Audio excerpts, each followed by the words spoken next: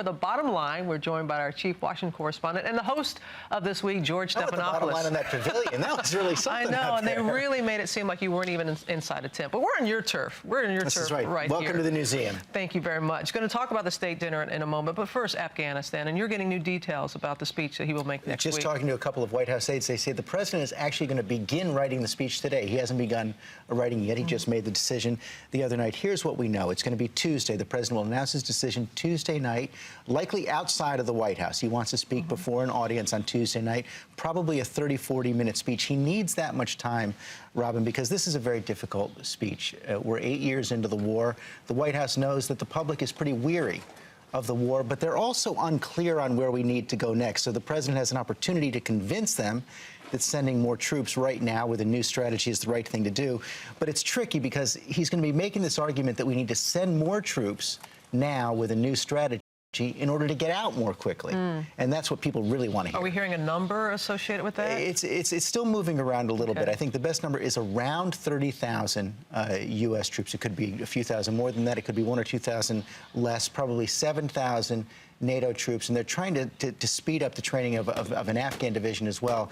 The idea would be to get through that combination to the 40,000 that General McChrystal has been calling for, the 40,000 that he says he needs for an effective strategy. Of course, we think of the troops and we think of their families. Others also think of the cost.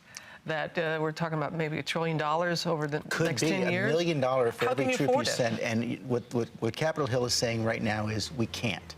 You've got Democrats, especially the president's allies on Capitol Hill, House Speaker Nancy Pelosi saying there's tremendous unrest in her caucus about the cost. You've got some Democrats, like the powerful chairman of the House Appropriations Committee, David Obey, saying if we do this, we ought to pay for it with a tax, a surtax on every single American. Now, that's not going to fly right now, but what the president is going to have to do here, because this is going to be so expensive, is actually reach out to the Republicans who've opposed him on health care, who've opposed him on the stimulus, get their votes, because he's going to lose a majority of votes among House Democrats. Finally, on the state dinner last night, of course, it was a festive atmosphere, but also very important. I mean, India, very important to us as far as the global economy goes, and also security. In so many different ways, and that's why it was a powerful message to have India be the first honoree of a state visit and a state dinner. We need India on economic matters, on trade matters. We need India to help combat climate change. We need India to help deal with the situation in Afghanistan and Pakistan. If Pakistan feels threatened by India, they're not going to take on the Taliban. They're going to be focused on India instead. We need India to help combat nuclear proliferation, one of our most important alliances, and that's what the president said by having this state visit, by having this be the first state dinner. Exactly. All right, George, thank you, as always, for The Bottom Line. Happy Thanksgiving. And thank you for letting us crash your place Welcome. for a little bit. Appreciate that. Sir, our table's not here.